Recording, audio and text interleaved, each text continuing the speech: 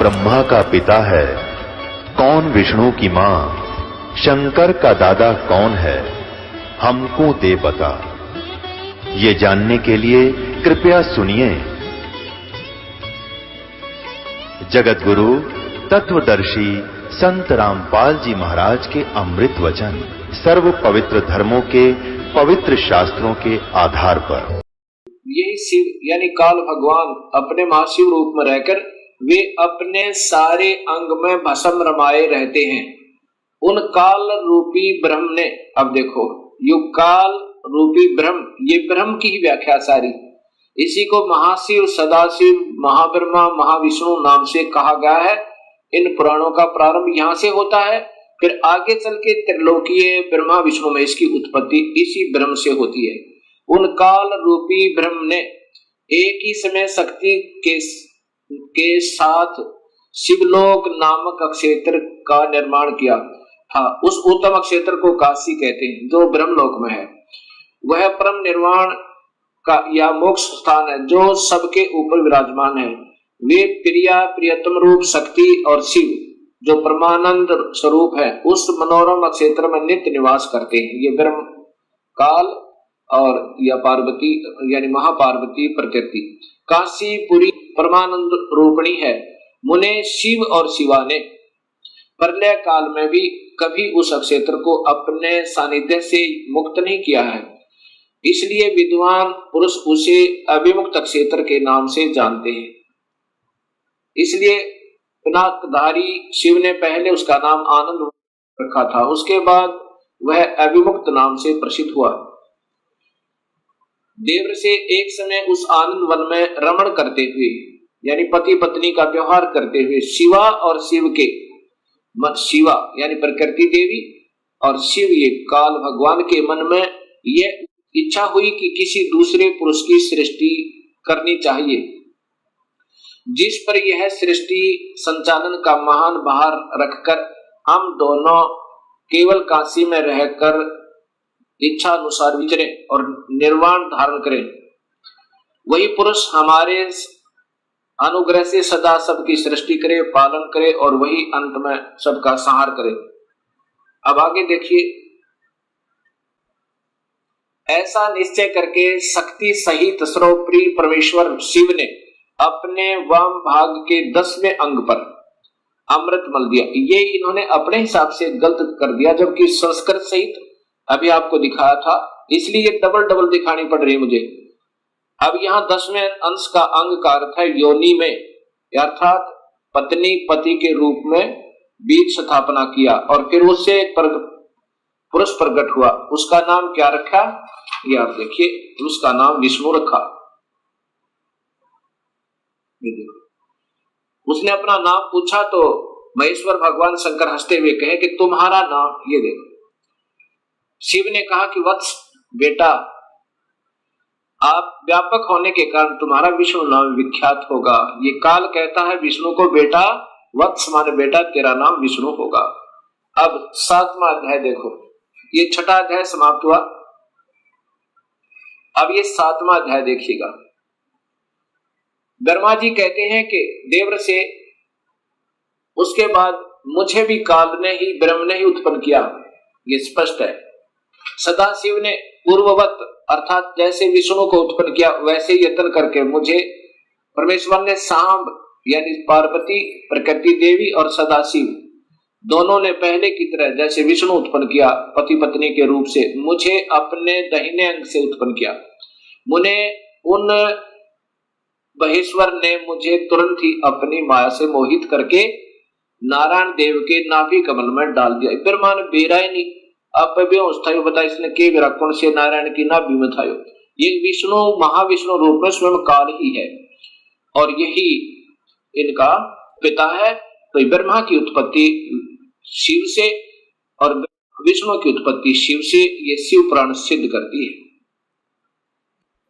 इसी गीता प्रेस गोरखपुर से प्रकाशित शिव महापुराण में आप देखिएगा, तीनों ब्रह्मा विष्णु महेश को गुण युक्त बताया है। ये 10वां अध्याय, ये देखिएगा। ये 9वां अध्याय समाप्त हुआ और ये 10वां अध्याय प्रारंभ हुआ। परमेश्वर शिव बोले, उत्तम व्रत का पालन करने वाले हरे विष्णु को आदेश दे रहे हैं, अब तुम मेरी दूसरी आज्ञा सुनो। ये काल है महाशिव, अब तुम मेरी दूसरी आज्ञा सुनो, उसका पालन करने से तुम सदा समस्त लोकों में माननीय और पूजनीय बने रहोगे। ब्रह्मा जी के द्वारा रचे गए लोक में जब कोई दुख या संकट उत्पन्न होगा तब उन संपूर्ण दुखों का नाश करने के लिए सदा तत्पर रहना। तुम्हारे संपूर्ण दुस्सह कार्यों में मैं तुम्हारी सहायता करूंगा। अर्थात विष्णु संपूर्ण शक्तिशाली नहीं है, ये काल कहता है कि मैं तुम्हारी मदद करूंगा। तुम्हारे जो दुर्जय अत्यंत उत्कृष्ट शत्रु होंगे उन सबको मैं मार गिराऊंगा। अर्थात विष्णु भी संपूर्ण शक्ति युक्त नहीं है। शिव जी उनको आदेश दे रहा है, तुम नाना प्रकार के अवतार धारण करके लोक में अपनी उत्तम कीर्ति का विस्तार करो, सबके उद्धार के लिए तत्पर हो। तुम रुद्र के ध्येय हो और रुद्र तुम्हारे ध्येय है। अर्थात तुम तीनों मिलकर काम करो। तुम में और रुद्र में कुछ भी अंतर नहीं है। अर्थात दो तो है ही है, एक रुद्र है एक विष्णु है। अब देखो रुद्र आ गया ना, शिव, ये शिव है और ये विष्णु है जिसको दोनों का आदेश दिया है। जो मनुष्य रुद्र का रूप भक्त होकर तुम्हारी निंदा करेगा उसका सारा सद्गुण और उसका सारा पुण्य तत्काल भस्म हो जाएगा। पुरुषोत्तम विष्णु तुमसे द्वेष करने वाला मेरी इच्छा से ही, मतलब अब मैं आपको बताता हूं, मेरी आज्ञा से उसको नरक में गिरना पड़ेगा। अब 9वें अध्याय में फिर देखिएगा, ये 9वें अध्याय का यहां देखना। और संहार करने वाले रज आदि त्रिविध गुणों द्वारा ब्रह्मा विष्णु और रुद्र ने नाम से प्रसिद्ध हो 3 रूपों में पृथक पृथक प्रकट होता हूं। ये काल भी तीनों गुणों रज महाब्रह्मा महाविष्णु महाशिव रूप में रहता है। साक्षात शिव गुणों से भिन्न है, वे प्रकृति और पुरुष से भी परे हैं। अद्वितीय नित्य अनंत पूर्ण निरंजन परब्रह्म परमात्मा है। ये काल तीनों लोकों का पालन करने वाले श्री हरि भीतर तमोगुण और बाहर सतोगुण धारण करते हैं। त्रिलोकी का संहार करने वाले रुद्र भीतर सतोगुण और बाहर से तमोगुण धारण करते हैं तथा त्रिभुवन की सृष्टि करने वाले ब्रह्मा जी बाहर और भीतर से रजोगुण ही है। अब ध्यान से देखो, इस प्रकार ब्रह्मा विष्णु और रुद्र माने शिव, शंकर, ये त्रिलोकीय ब्रह्मा विष्णु महेश, इन तीनों देवताओं में गुण है। रजगुण ब्रह्मा है, सतगुण विष्णु है, तमगुण शिव जी। लिखा है ना कि शिव अंदर से तो सतगुण दिखा है भगवान जैसा, लेकिन वास्तव में उसका परम गुण तमोगुण है शिव का। अब इस प्रकार इन तीनों में गुण बताए हैं, रजगुण ब्रह्मा, सतगुण विष्णु, तमगुण शिव जी। इन तीनों देवताओं में गुण है। अब देखो चौथा कौन रह गया फिर वो? अब चौथा जो शिव की महिमा गाई जा रही है वो कौन है? वो काल है। और ये तीनों यह नारे लिख दिए। अब इस प्रकार ये सब ज्ञान आपके समझ में आएगा। अब आपको दिखाता हूं, देवी भागवत महापुराण संस्कृत सहित है मेरे पास, और साथ में फिर दिखाऊंगा ये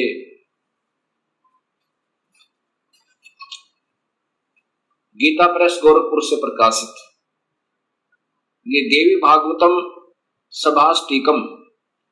इनके टीकाकार कौन है ये देखिएगा। और ये कहां से प्रकाशित है? अथ देवी भागवतम भाषा सभाष्टिकम महात्म, ये है खेमराज श्री कृष्णदास प्रकाशन बंबई, ये यहां से प्रकाशित है। इसके तीसरे स्कंद में, तृतीय स्कंद में आप देखेंगे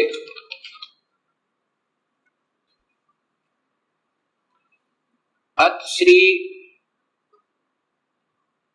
देवी भागवते भाषा टीका युक्त तृतीय स्कंद प्रारंभ थे। ये तीसरे स्कंद में अब ये दिखाना चाहता हूं कि स्वयं ब्रह्मा विष्णु महेश ये तीनों गुण युक्त हैं। यही तीनों गुण है। क्या लिखा है ये देखिए, शिव जी कह रहे हैं, हे माता, यदि हमारे ऊपर सदा आप दया युक्त हो तो हमको तमोगुण में, मुझे तमोगुण में किस प्रकार प्रदान किया, मैं तुम गुण क्यों बनाया, कैसे बनाया, और ब्रह्मा रजगुण और विष्णु सतगुण, हरि सतगुण किस प्रकार बनाया, ये नीचे है युक्त किए। फिर देखें ये तीसरे स्कंद में है, हे माता, शिव जी कह रहे हैं, रुद्र कह रहे हैं, यदि हमारे ऊपर सदा आप दयायुक्त हो तो हमको तमोगुण में किस प्रकार प्रदान किया, मैं इसे राक्षस कर्म में क्यों लगाया, ब्रह्मा रजोगुण और हरि सतगुण युक्त किए।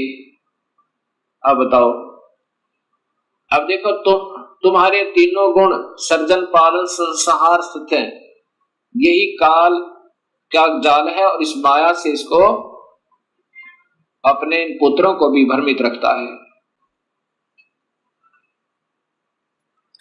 अब देखिएगा ये देवी भागवत महापुराण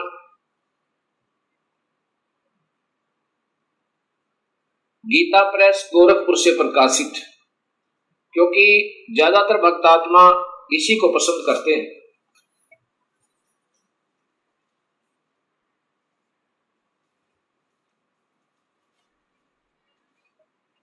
ये सचित्र मोटा टाइप श्री देवी भागवत केवल हिंदी, पहले संस्कृत सहित आपको दिखाई थी, अब ये देखना गीता प्रेस गोरखपुर से प्रकाशित, और इनके टीकाकार कौन है ये आप देखिएगा।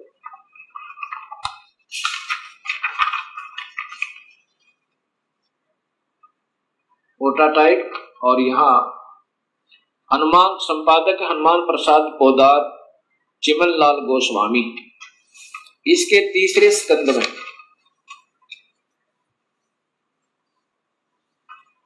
ये देखिएगा देवी भागवत तीसरा स्कंद, इसमें जन्मेजय ने पूछा, आपने अंबा यज्ञ द्वारा परम पवित्र नवरात्र व्रत करके उसके द्वारा देवी के आराधन करने की आज्ञा दी है, अतः वे कौन देवी हैं, कैसे और सब प्रकट हुई, उदाहरने का क्या उद्देश्य है। अब ये जन्मेजय पूछ रहे हैं व्यास जी से, और व्यास जी बता रहे हैं कि यही प्रश्न मेरे मन में आया था, मैंने नारद जी से पूछा था, तो नारद जी ने फिर बताया। अब ये पूछ रहा है अभी कि कितने ही आचार्य भवानी को संपूर्ण मनोरथ पूर्ण करने वाली बतलाते हैं, वे आदि माया महाशक्ति एवं परम पुरुष के साथ रहकर, परम पुरुष ये काल को कहते हैं, इन महापुरुषों के लेखकों की बुद्धि यही तक काम करती रही, साथ रहकर कार्य संपादन करने वाली प्रकृति है या आठ भुजा वाली, ब्रह्म के साथ उनका अभेद संबंध है। ब्रह्म माने काल, क्षर पुरुष, जो गीता के 15वें अध्याय में काम आओगा, याद रखना, ब्रह्म के साथ उनका अभेद संबंध है, वे सृष्टि स्थिति और संहार कार्य में संलग्न रहती हैं। अब देखो जिसको भी लेते हैं इन्हीं का नाम लेते हैं, क्योंकि इन मुख्य कारण तो यही है, इससे ज्यादा काल है, काल के बाद इसका नंबर, इसने फिर 3 विभाग कर दिए, काल ने और प्रकृति ने अपने 3 पुत्र उत्पन्न करके, वो ये प्रकृति याद रखना, ये गीता जी में आपके काम आएगा, ये शब्द कि प्रकृति कौन है, वही शेरा वाली अष्टंगी, और 3 गुण भी ब्रह्मा विष्णु महेश, ये गीता जी में भी आपको काम आएंगे। नारद जी से व्यास जी ने पूछा, व्यास जी ने अपने पिता ब्रह्मा जी से पूछा, तो ब्रह्मा जी ने बताया नारद को कि कैसे सृष्टि उत्पन्न हुई। ब्रह्मा जी ने कहा, बेटा मैं इस प्रश्न का क्या उत्तर दूं, यह प्रश्न बड़ा ही जटिल है महाभाग, तुम भगवान विष्णु से इसका समूचित समाधान पा सकते हो। महामते, इस संसार में कोई भी रागी पुरुष ऐसा नहीं है जिससे यह रहस्य विदित हो। ओए होए, किसी को नहीं बेरा इसका, लेकिन अंदाजा सा बताऊंगा, ऐसा ब्रह्मा कह रहा है। जो त्यागी, अहंकार रहित एवं ईश्वरीय शून्य है, ईर्ष्या शून्य वही इस रहस्य को जान सकता है। पूर्व काल में सर्वत्र जल ही जल था। जहां से ब्रह्मा को सोधी आई उससे आगे की ही बता रहा और वही इन पुराणों में वर्णित है। पूर्व काल में सर्वत्र जल ही जल था, स्थावर जंगम जितने प्राणी उनमें कोई भी नहीं थे। तब कमल से मेरी उत्पत्ति हुई। उस समय मुझे सूर्य, चंद्रमा, वृक्ष तथा पर्वत कोई भी दृष्टि गोचर नहीं हो रहे थे।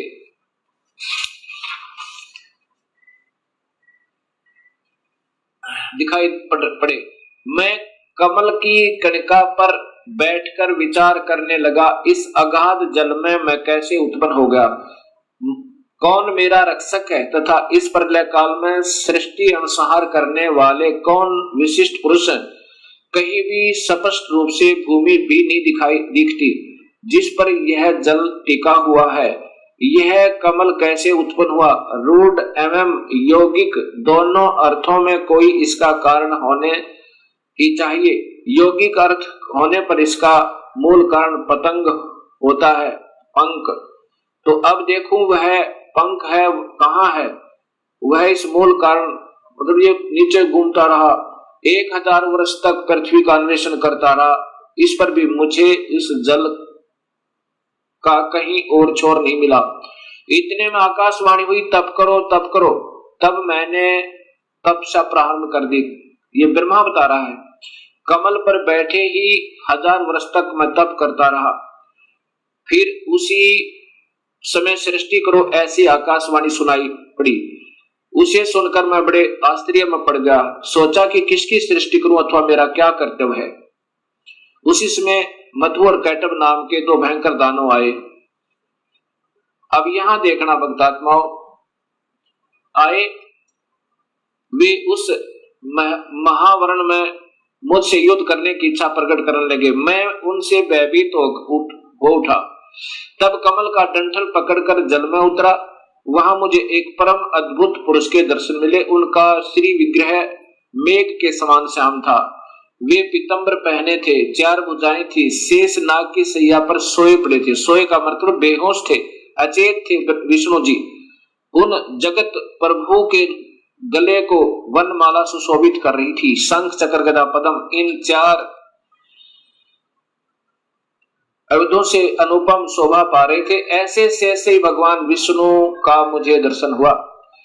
वे योग निद्रा से वशीभूत होकर गाढ़ी नींद में सोए हुए थे। ये बेहोश कर रखे थे काल में विष्णु जी को। उनकी अच्छा यहां देखना, मैंने उनका सत्वन किया देवी का। तब वे कल्याणमयी भगवती विष्णु के विग्रह से निकलकर, विष्णु के शरीर से निकलकर आकाश में विराजमान होगी।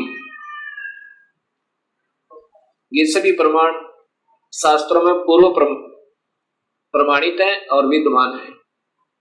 स्पष्ट लिखा है कि ब्रह्मा को नहीं मालूम मैं कहां से उत्पन्न हुआ, तुक्के मार रहा है आगे के, वो कौन है, वो श्री हरि है, फलाना है। अब जो अपनी स्थिति बता रहा है कि मैं कमल के फूल पर सचेत हुआ, मुझे नहीं मालूम मैं कहां से आया। फिर मधु और कैटब नाम के 2 राक्षस आए। पहले 1000 वर्ष तक तो खोज की उस कमल के डंठल की, ये कहां टिका हुआ, कहीं नहीं पाया। अब अगर इस विष्णु के नाभि से कमल होता, विष्णु की नाभि से कमल नहीं था, वो विष्णु काल है, उसने अपनी नाभि से कमल बनाया हुआ था। और फिर इतने में मधु कैटब आए, उनके डर के मारा ये नीचे उतरा। आगे विष्णु अचेत पड़ा था शेष सैया पे, शेष नाग के ऊपर बेहोश पड़े थे। उसमें से एक शक्ति निकली और उसके बाद ये होश में आया और फिर मधु कैटब के साथ इनका युद्ध हुआ। 5000 वर्ष तक तो ये लड़ते रहे और मधु कैटब को नहीं मार पाए। जब योग निद्रा भगवान विष्णु के शरीर से अलग होकर, योग निद्रा के ये तो बेहोशी शक्ति एक इनके अंदर डाल रखी थी, आकाश में विराजने लगी, तब तुरंत ही श्री हरि उठ बैठे। ये विष्णु जी उठ बैठे। उन्होंने मधु और कैटब के साथ 5000 वर्ष तक बड़ी घमासान लड़ाई हुई। तब वे दैत्य मरे। कैसे मरे? पहले देवी के कटाक्ष से मधु और कैटब मोहित हो गए थे। उसके बाद भगवान विष्णु ने गोद में लिटाकर उन्हें प्राणों से रहित कर दिया। अब वहां पर मैं और भगवान विष्णु दो थे, वही रुद्र भी प्रकट हो गए। ये देख लो, वही ये रुद्र अर्थात ये त्रिलोकीय शिव भी आ गया। हम तीनों को भगवती अध्याशक्ति ने के दर्शन हुए, उन्हें देखकर मन मुग्ध हो गया, उनकी उत्तम स्तुति की। तब वे आदि शक्ति हम लोगों से कहने लगी। देवी ने कहा, ब्रह्मा विष्णु और महेश्वर, ये रुद्र को महेश्वर भी कहा, ये ध्यान से देखना, तुम भली भांति सावधान होकर अपने अपने कार्य में संलग्न हो जाओ। सृष्टि सतिथि और संहार ये तुम्हारे कार्य हैं। इन महान पराक्रमी दैत्यों का निधन हो जाने पर अब तुम्हें अपना स्थान बनाकर शांतिपूर्वक निवास करना चाहिए। अब क्या बोलते हैं ब्रह्मा जी, कहते हैं कि भगवती अध्याशक्ति की यह वाणी बड़ी मधुर सुंदर और सुखप्रद थी। हमने वह स्पष्ट सुनी। हम लोगों ने उनसे कहा, माता, अब माता कह रहे हैं, हम किस प्रकार इन प्रजाओं के सर्जन आदि कार्य करने में सफल हों। विस्तृत भूमि का अभाव है, सभी स्थान जल मगन है, पंचभूत कुछ भी नहीं है। अब क्या कहती है फिर ये माई ने आगे कहा, माता हम किस प्रकार इन प्रजाओं के सर्जन कार्य करने में सफल हों। विस्तृत भूमि का अभाव है, सभी स्थान जल मगन है, पंचभूत एवं गुण ये सब समाप्त हैं। पंचभूत एवं गुण तन्मात्र इंद्रियां चाहिए, परंतु उनका भी अभाव है। हमारी बात सुनकर उन कल्याण स्वरूपिणी भगवती का मुखमंडल मुस्कान से भर गया। इतने में एक सुंदर विमान आकाश से उतरा। तब उन देवी ने हमें आज्ञा दी, देवताओं निर्भीक होकर स्वेच्छा पूर्वक इस विमान में प्रवेश कर जाओ। ब्रह्मा विष्णु और रुद्र, आज मैं तुम्हें एक अद्भुत दृश्य दिखलाती हूँ। हमने भगवती की बात सुनकर उसे शिरोधार्य कर लिया। वह रतन जड़ित विमान पर चढ़कर हम लोग आराम से बैठ गए। वह विमान मोतियों की मालाओं से सुशोभित था और उसे से अनेक कणियों की ध्वनि हो रही थी। अमरावती की तुलना करने वाले उस भव्य विमान पर हम तीनों निर्भीक होकर बैठ गए। माता आदेश दे रही है बच्चों की तरह, बेटा इसमें बैठो तीनों। और अब आगे देखो, हम तीनों देवताओं को उस पर बैठे देखकर देवी ने अपने सामर्थ्य से विमान को, अपनी शक्ति थे, इन देवताओं के बस की बात नहीं थी विमान को आगे चलाना, देवी ने अपने सामर्थ्य से विमान को आकाश में उड़ा दिया।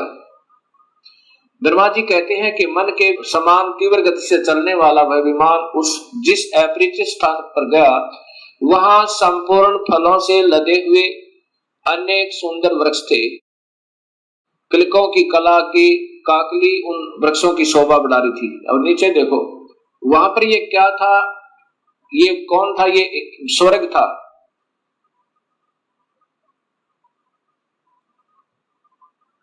अक्षर के बाद वह दूसरे सुंदर प्रदेश में पहुंच गया। वहां हमने देखा अनुपम नंदन वन, पराजित सगन छा। ये कौन थी, ये सैकड़ों प्रायोग सुगंधर्व आदि ये सब ये देखा। तो वहां महाभाग इंद्र भी थे। ये महास्वर्ग ब्रह्मलोक में काल ने एक और बना रखा है, उसको ये ओम नाम के जाप करने वाले योगी इस महास्वर्ग में पहुंच जाते हैं। इस देवी भागवत महापुराण को आगे समझने से पहले हमने इस ब्रह्मांड का चित्र देखना होगा। इसके बाद आपके तुरंत समझ में आएगा। ये एक ब्रह्मांड का चित्र आप देखिएगा। ये स्थान है ब्रह्मलोक। ये जो स्थान है ये ब्रह्मलोक कहलाता है। ये एक ब्रह्मांड है। पहले ये देखिएगा, इसमें यही काल तीन रूपों में रहता है। ये महाविष्णु रूप में, और ये महाशिव रूप में, और यहाँ महाब्रह्मा रूप में, और यहाँ पर ये शेरा वाली प्रकृति देवी भी रहती है। ये इसका भी एक कोने में अलग स्थान है इसी ब्रह्मलोक में। और यहीं पर एक स्वर्ग लोक बना रखा है, इंद्र का लोक, अलग इंद्र जो है इस स्थान पर सबसे पहले एक कोने में। ये बहुत लंबा चौड़ा है।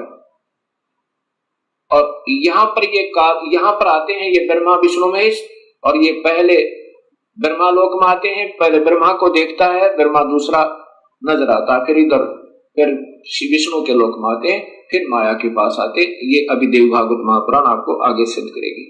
असीम कृपा प्रभु की हुई है भक्तात्माओं अपने ऊपर कि ये शास्त्रों में छुपी हुई सच्चाई समाज के सामने आ रही है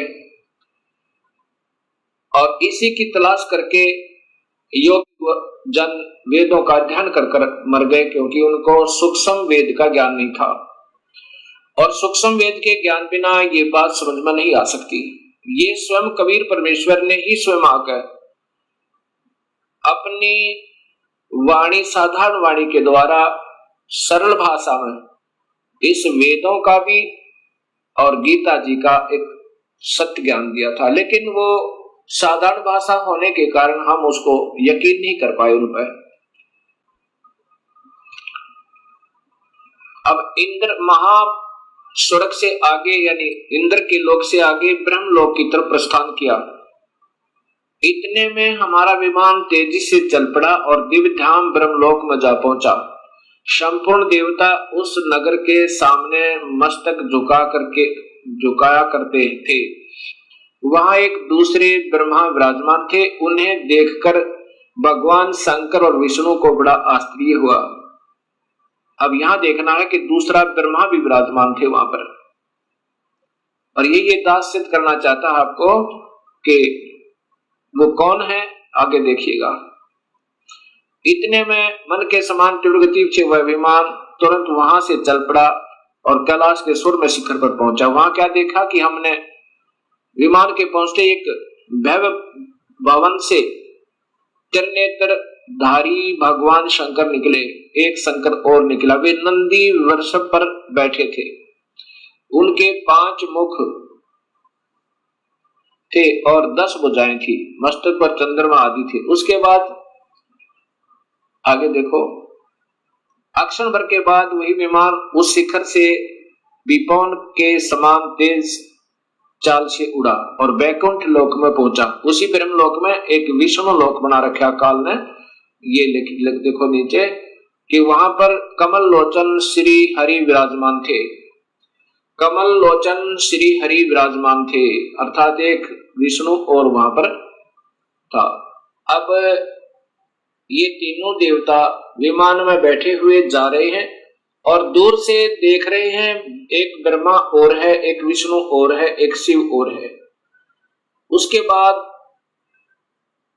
कहते हैं कि ब्रह्मा जी बता रहे हैं कि हमारा विमान बहुत तेज गति से चला और कहां पहुंचा, जहां पर एक बहुत सुंदर औरत बैठी थी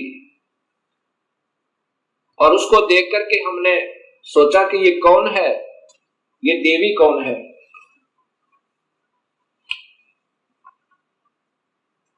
अब ब्रह्मा जी आगे बता रहे हैं कि इतने में पवन से बातें करता हुआ वह विमान तुरंत उड़ गया। आगे अमृत के समान मीठे जल वाला समुद्र मिला। उसमें फिर आगे चलिए, उसमें एक मनोहर द्वीप था और वहां पर यह देखिएगा एक मंगलमय मनोहर पलंग बिछा था। उस पलंग में सुंदर रत्न जड़े थे और वहां कौन थे, ये देखिए नीचे। उस पे एक औरत बैठी थी। वह ऐसी प्रभावपूर्ण देवी थी मानो करोड़ों बिजलियां एक साथ चमक रही हो। अत्यंत सुंदर मुख, लाल लाल दांत और करोड़ों लक्ष्मियों से भी अधिक वह सुंदर थी। अब वैसी सुंदरी स्त्री को मैंने कभी नहीं देखा था। पास में अनेकों साधक बैठकर हरियम इस मंत्र का जाप कर रहे थे। अब ये मंत्र है जो हम देते हैं, ये वास्तव में 5 मंत्र हैं अलग से, यहां देखना। उसके हजारों नेत्र, हजारों हाथ, हजारों मुख आदि आदि। हम आपस में कहने लगे यह सुंदरी कौन है। हम आपस में वही ठहरे रहे और आपस में कहने लगे कि ये सुंदरी कौन है, इसका क्या नाम है।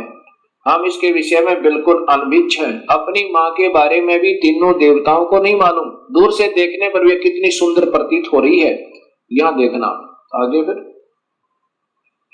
तब भगवान विष्णु ने, ये देखो, नारद यो संदेहग्रस्त होकर हम लोग वहां रुके रहे, विमान से उतर कर। तब भगवान विष्णु ने उस चारों सिहिनी भगवती को देखकर विवेक पूर्वक निश्चय कर लिया कि ये भगवती जगदम्बिका है, वो प्रकृति है, ये हमारी माँ है। तब उन्होंने कहा कि यही भगवती हम सबकी आदि कारण अर्थात माता है। महाविद्या, महाविद्या और महामाया इन्हीं के नाम है। ये पूर्ण प्रकृति है। ये देख लो, ये प्रकृति इनकी ब्रह्मा विष्णु महेश की माँ है। और यहाँ स्वयं बताते हैं, ये भगवान विष्णु कह रहे हैं कि मैंने जब देखा था, मैं छोटा सा था, प्रलय वर्ण में मुझे दर्शन हुए थे इस देवी के, उस समय मैं छोटा सा था। ये वही संपूर्ण संसार की कारण है, ये वही देवेदना है जिनके पर्यावरण में अर्थात जब पानी ही पानी था मुझे दर्शन हुए थे, उस समय मैं बालक रूप में था। विष्णु जी कह रहे हैं मैं बालक रूप में था। ये वही देवी भागवत महापुराण गीता प्रेस गोरखपुर से प्रकाशित है।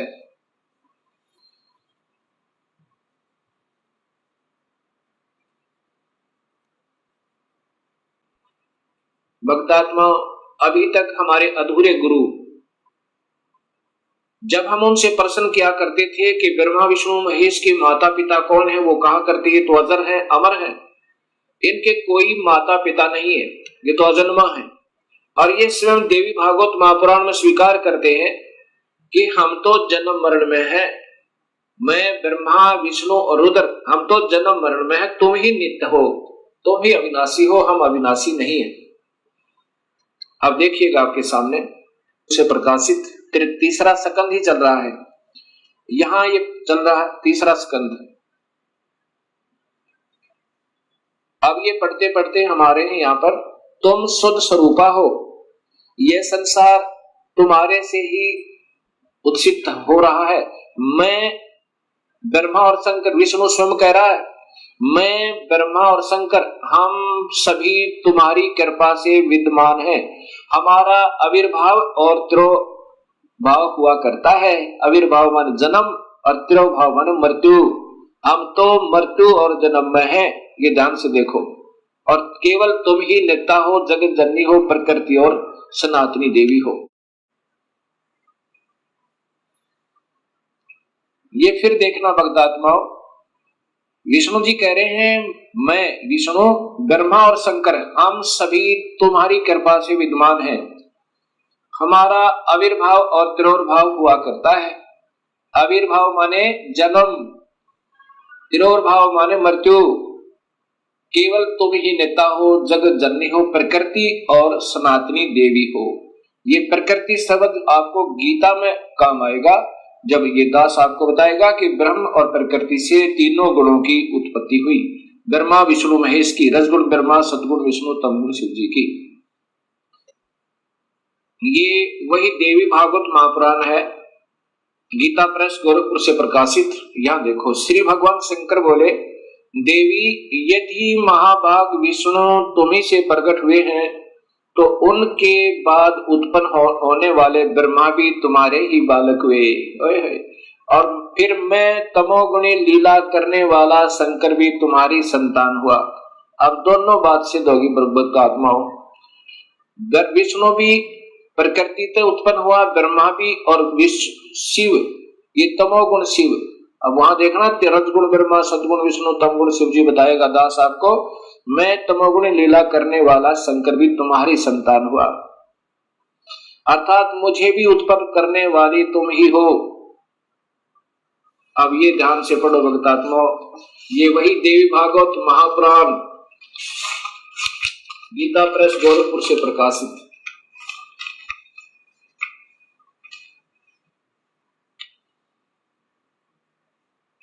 संपादक हनुमान प्रसाद पौदार, चिमन लाल गोस्वामी।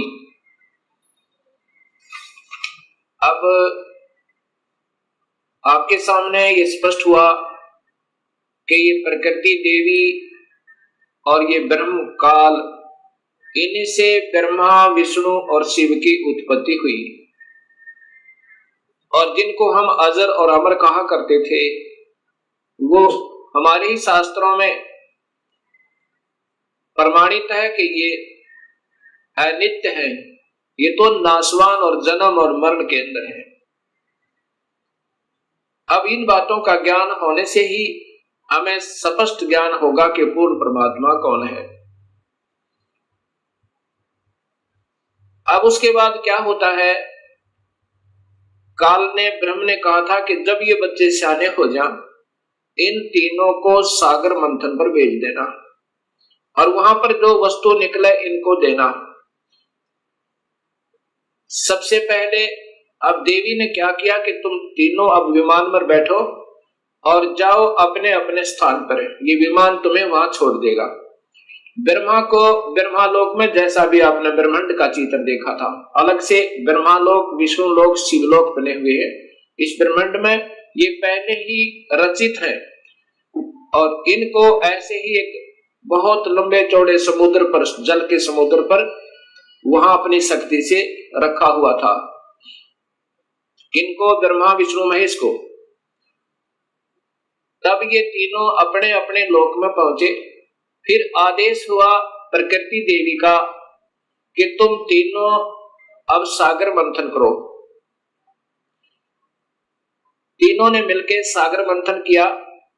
इस ब्रह्म भगवान ने, काल भगवान ने पहले ही समुद्र के अंदर एक कूर्म का रूप धारण करके अपने ऊपर सुमेरु पर्वत को टिका लिया और उसमें इन जाकर तीनों ने शेष नाग के उसे रस्से थे उसका मंथन किया, ऐसे जैसे पहले पुराने समय में दूध रिड़कते थे ऐसे। उसमें से वेद निकले। वेदों को ब्रह्मा ने पढ़ा और वेदों में पाया कि पूर्ण परमात्मा कोई और है जिसने सृष्टि रची हुई है, वही जग का करता है, उसकी उपासना करनी चाहिए, वो आकार में है। उससे पहले ये तीनों बालक अपनी मां से पूछा करते थे कि मां हमारा पिता कौन है। तब ये प्रकृति देवी कहा करती थी कि तुम्हारा कोई पिता नहीं, कोई तुम्हारी मां नहीं, मैं ही तुम्हारा पिता और मैं ही तुम्हारी मां हूं। क्योंकि काल भगवान ने, ब्रह्म ने, उस महाब्रह्मा, महाविष्णु, महाशिव रूप में रहने वाले उस गुप्त काल ने प्रकृति देवी को सख्त आदेश दिए थे कि मेरा भेद मत बताना, और बता भी देगी तो मैं किसी भी योग विधि से, किसी वेद विधि से नहीं प्राप्त हो सकता। मैं किसी को आकार रूप में कभी दर्शन नहीं दूंगा, अपने वास्तविक स्वरूप में कभी दर्शन नहीं दूंगा, अर्थात मेरे लोक में ये कोई नहीं आ सकता। तो प्रकृति देवी इसलिए कहा करती थी कि बेटा तुम्हारा कोई बाप नहीं, कोई मां नहीं, मैं ही तुम्हारा पिता, मैं ही तुम्हारी मां हूं। जब ब्रह्मा ने पढ़ा कि वेदों में लिखा है कि परमात्मा कोई और है, सृष्टि रचनहार, और उसको पाया जा सकता है ओम नाम के जाप तय, ऐसा उसने सोचा कि ओम का नाम लिखा है और ध्यान लगाऊंगा, मेडिटेशन को अधिक करूंगा, प्रभु प्राप्ति होगी।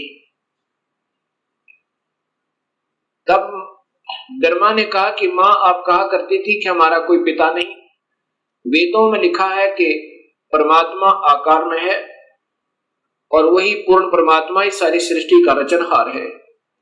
उसके पाने का ओम मंत्र भी लिखा है, यही मंत्र है जो उसको पाने का, ऐसा ही होगा। ऐसा विचार करके ब्रह्मा ने कहा कि मैं पिता के दर्शन करूंगा।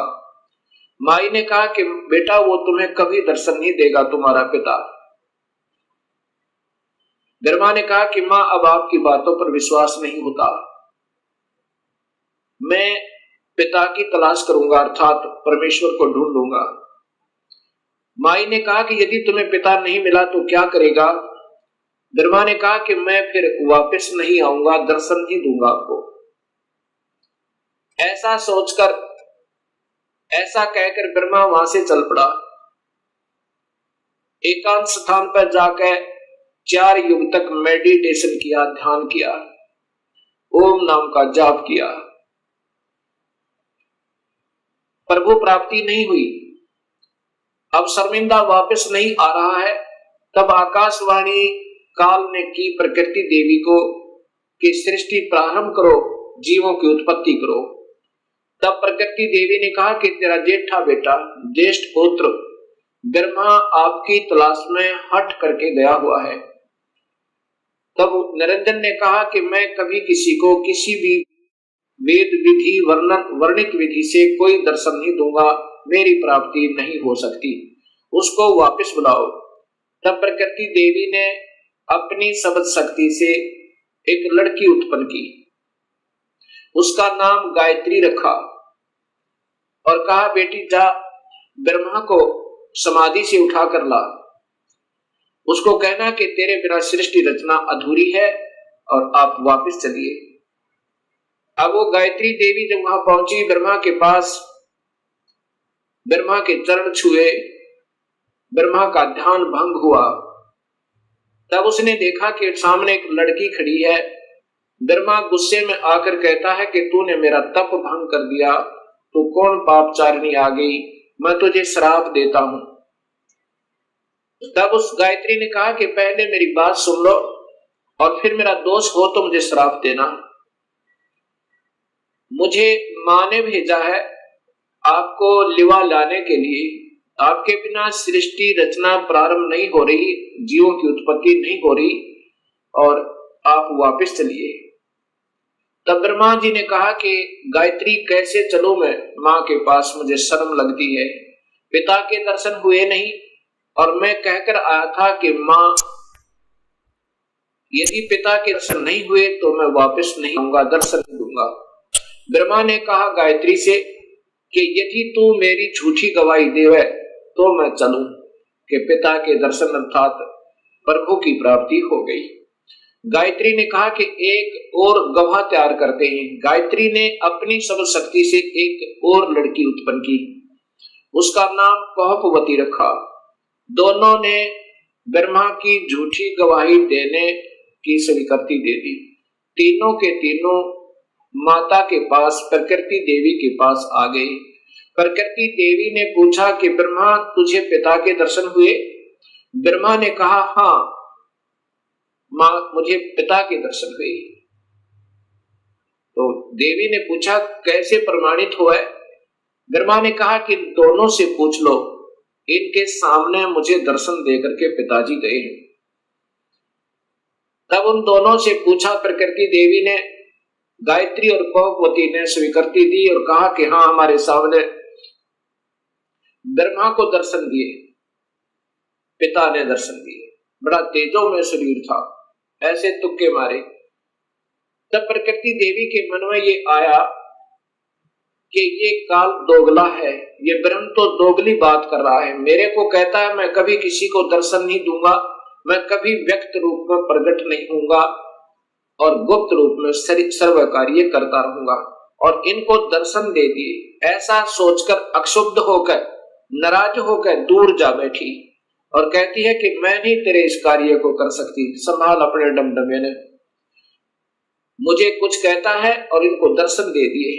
तब आकाशवाणी काल भगवान ने क्षर पुरुष ने की कि प्रकृति देवी ये झूठ बोल रहे हैं, मैंने कोई दर्शन नहीं दिया। तब वो करड़ी होकर गुस्से में होकर और आई और कहा कि नादानो तुम झूठ बोल रहे हो, आकाशवाणी हुई है परमात्मा की। वो कहता है कि मैंने कोई दर्शन नहीं दिए। तब वो हंसने लगे और ब्रह्मा ने कहा कि मां मुझे शर्म आ रही थी आपके पास आने में, क्योंकि पिता के दर्शन हुए नहीं थे और मैं उस समय ये कहकर गया था कि मैं आऊंगा नहीं यदि पिता के दर्शन नहीं हुए तो, इसलिए हमने ये झूठ बोलने की स्कीम बनाई। तब प्रकृति देवी ने इस शेरा वाली दुर्गा ने तीनों को श्राप दे दिया, ब्रह्मा तेरी पूजा जग में नहीं होगी और तेरे ही वेदों के पढ़ने वाले तेरे वंशज तेरे ही तरह सच्चाई नहीं कहा करेंगे। विद्वान जो हो जाएंगे उनको सही ज्ञान तो होगा नहीं, लेकिन झूठ बोलने पर तुले रहा करेंगे और सत्य ज्ञान ना होते हुए भी वो ज्ञान प्रचार करते रहेंगे और दुनिया को गुमराह किया करेंगे। पर उसको गायत्री को श्राप दिया कि तू गाय बनेगी, तेरे कई पति होंगे जैसे सांड, और पहुपति को श्राप दिया कि तू गंदी स्थान पर उत्पन्न होने वाली जड़ी बूटी बनेगी। जब तीनों को श्राप प्रकृति दे चुकी, तब काल भगवान ने आकाशवाणी की, उस प्रकृति देवी को ही सुनाई दी वो, कि तूने ये अच्छा नहीं किया दुर्गा, इनको श्राप नहीं देना था, तू संविधान को अपने हाथ में नहीं ले सकती, ये सब मेरा कार्य है, अब मैं तुझे श्राप देता हूं, तू भी द्वापर युग में द्रौपदी बनकर जाएगी, तेरे 5 पति होंगे। ऐसा श्राप पाकर के प्रकृति कहने लगी, निरंजन तेरे वश होगी, मैं अपने पिता से, अपने मूल मालिक से बिछुड़ गई, अब तू कुछ भी नाच नचा दे, यदि मैं इन बच्चों को नहीं डांटूंगी, नहीं धमकाऊंगी, तो ये कैसे कार्य सुचारू करेंगे, और मैंने इनको थोड़ा सा सजा दी तो तूने मुझे सजा दे दी, ठीक है नचा ले नाच जैसे तू नचाना चाहता है। उसके बाद प्रकृति देवी विष्णु के पास गई, विष्णु के लोक में, विष्णु से कहा कि बेटा तू भी अपने पिता की खोज कर ले, कहीं फिर बाद में समाधि लगाकर बैठो और सृष्टि रचना में भंग होवे। विष्णु जी अपने पिता ज्योत निरंजन काल भगवान की तलाश में चल पड़े। कहां पहुंचे? शेषनाग के लोक में पहुंचे, और शेषनाग ने जब देखा कि तेरी जुरिडक्शन में यहाँ सबने अपनी अपनी सीमाएं बांट रखी हैं, कुत्ते ने अपनी बांट रखी है, राजाओं ने अपनी बांट रखी है, भैंसे ने अपनी बांट रखी है, कि जो भी उस सीमा में आ जाए उसके साथ लड़ मरे कट जाए, और 2 दिन के मेहमान से भी। ऐसे ही शेषनाग ने जब देखा कि तेरी जुरिडक्शन में, तेरे राज्य की सीमा में ये कौन बेधड़क व्यक्ति आ रहा है, इसको कोई डर नहीं तेरा, ऐसे ही अपने 1000 फनों से शेषनाग ने बहुत जोर से पुकारा छोड़ा, विष्णु को भयभीत और सतर्क करने के लिए कि सावधान हो जा, तू कैसे निर्भीक होकर आ रहा है। ऐसे उस जहर का फुंकारा जैसे स्प्रे पेंट होया करे, ऐसे विष्णु जी का शरीर काला बन गया, जैसे धुंध हो जाकर उसके अंदर विष्णु छुप गया। शेषनाग के विष के फवारे तक विष्णु जी का शरीर विग्रह काला हो गया, सांवला हो गया।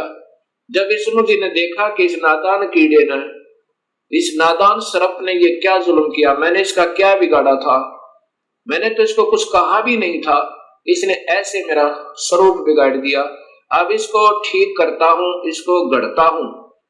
ऐसा सोचकर उस नाग को समाप्त करने के लिए विष्णु आगे बढ़ने लगा। उसी समय आकाशवाणी हुई ज्योत निरंजन की, काल की, कि विष्णु अब इसको कुछ मत कहे शेषनाग को, अगर ऐसे तुम लड़ने मरने लगे तो सृष्टि कैसे प्रारंभ होगी, अब इसको कुछ मत कहे, द्वापर युग में ये काली देह में जाएगा, जन्म लेगा, इसका अवतार होगा, और तय उस समय कृष्ण बनकर जाएगा, उस समय इससे अपना बदला ले लेना। अब तू वापस जा और अपनी मां को स्पष्ट बता दे, झूठ मत बोलना, मैं कभी किसी को दर्शन नहीं दूंगा और ना ही मेरे कोई दर्शन कर सकता, किसी भी वेदों वर्णित विधि से, यज्ञ से, तप से, जप से नहीं कर सकता। यदि झूठ बोलेगा तो तेरा हाल भी ब्रह्मा जैसा हो जाएगा, वापस जा। ऐसा सोचकर, ऐसी आकाशवाणी सुनकर विष्णु जी वापस चल पड़े, मां के पास आए। माता ने पूछा, क्यों पुत्र, पिता के दर्शन हुए?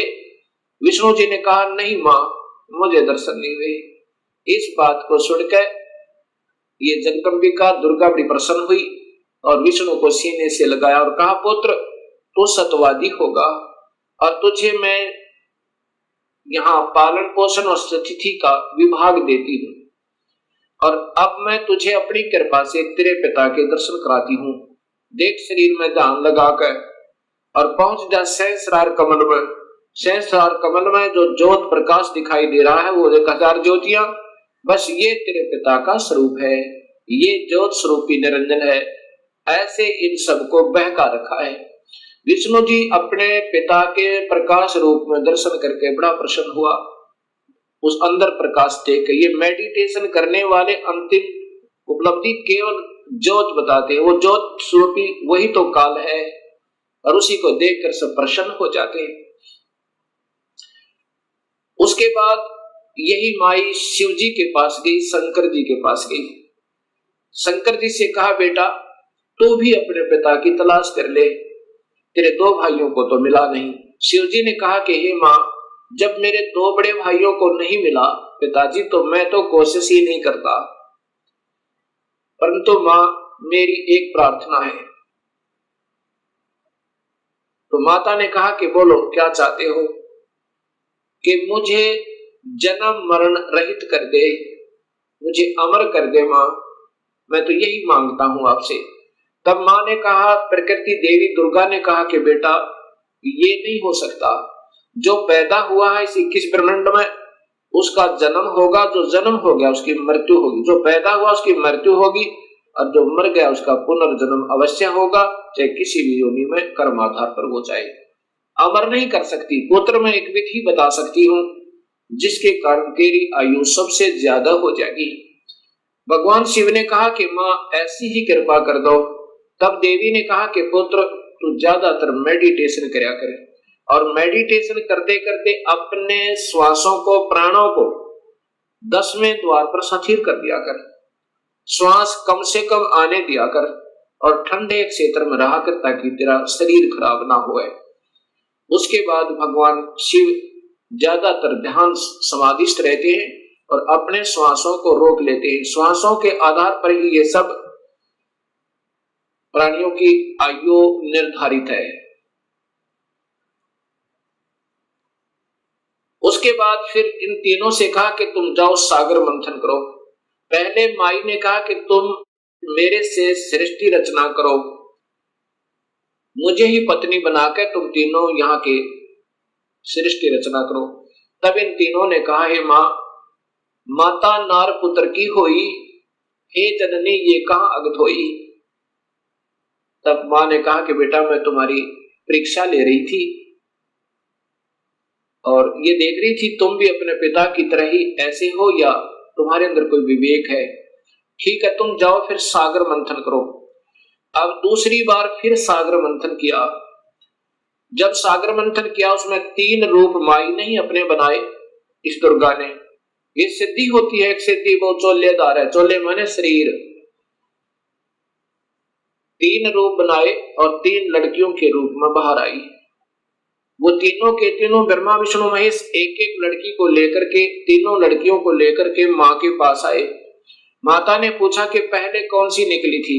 कि ये, उसका नाम सावित्री रखा, वो ब्रह्मा से ब्याह दी।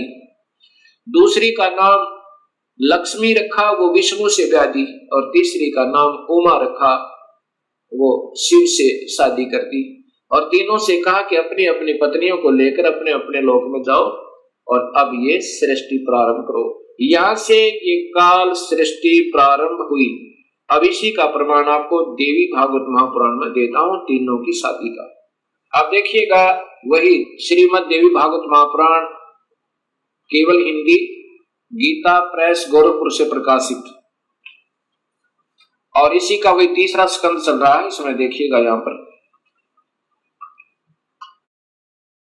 इस प्रकार मुझसे आज्ञा देकर प्रसन्न वदना भगवती जगदम्बा ने भगवान विष्णु से कहा, विष्णु मन को मुग्ध करने वाली इस महालक्ष्मी को लेकर अब तुम भी पधारो। महालक्ष्मी से ब्याह कर दिया। यह सदा तुम्हारे वक्षस्थल में विराजमान रहेगी, इसमें किंचित मात्र संदेह नहीं। और फिर बताया कि तुम सतोगुण हो, तुम एक महान पुरुष हो, तुम्हारे पास सतोगुण की प्रधानता रहनी चाहिए, तुम अर्थात तुम सतोगुण हो। अब फिर आगे देखिए, ब्रह्मा जी कहते हैं, देवी ने कहा, शंकर मन को मुग्ध करने वाली महाकाली गौरी नाम से विख्यात ये उमा है, तुम इसे पत्नी रूप से स्वीकार करो। तीनों का ब्याह कर दिया। कैलाश की रचना करने के वहीं रहो। एक यहाँ नकली कैलाश और बना रखा है इस शिवलोक में। तुम्हारी लीला में तमोगुण की प्रधानता रहेगी, सतोगुण रजगुण गौण रहेंगे, ये गुप्त रहेंगे, वास्तव में तुम तमोगुण है। अच्छा, फिर आगे देखना। यहाँ फिर कहा ब्रह्मा जी बोले, कहते हैं कि इस प्रकार कहकर भगवती जगदम्बिका ने हमें विदा कर दिया। उन्होंने शुद्ध आचार वाली शक्तियों में से भगवान विष्णु के लिए माँ लक्ष्मी को, शंकर के लिए महाकाली को, मेरे लिए महासरस्वती अर्थात सावित्री को पत्नी बनाने की आज्ञा दे दी। अब तीनों का ब्याह कर दिया। दूसरे स्थानों पर हम तीनों की पुरुष रूप से प्रतिष्ठा हुई। ये फिर हम भगवान बन गए तीन लोग के। अब ये ऐसे काल सृष्टि प्रारंभ हुई। अब इसी का प्रमाण आपको गीता जी में देता हूं। अब देखिएगा, श्रीमद् भगवत गीता, गीता प्रेस गोरखपुर से प्रकाशित, और इनके टीकाकार हैं श्री जय दयाल गोविंद का, श्री जय दयाल गोविंद का। और ये सबसे पहले अध्याय नंबर 14 का प्रथम श्लोक सुनिए इन्हीं की भाषा में। वैसे तो इन महापुरुषों को विशेष ज्ञान नहीं था, कोशिश की इन्होंने सरलार्थ करने की ढंग से, परंतु सूक्ष्म वेद का ज्ञान न होने से अधूरा पुधूरा ही किया। फिर भी जहां तक इनकी बुद्धि काम की, उन्हीं के आधार पर बताता हूं कि ज्ञानों में भी अति उस उत्तम परम ज्ञान को फिर कहूंगा, जिसको जानकर सब मुनिजन संसार से परम कर मुक्त होकर परम सिद्धि को प्राप्त हो गए। कि अब ये ज्ञान समझ में आ गया ना कि काल कौन है। अब ये ब्रह्म भगवान स्वयं ही कह रहा है कि अब वो उत्तम ज्ञान तुझे फिर बताऊं अर्जुन, जिसको समझ गए और फिर मेरे जाल से सब निकलने की चेष्टा कर जाते हैं, करते हैं, वो निकल जाते हैं।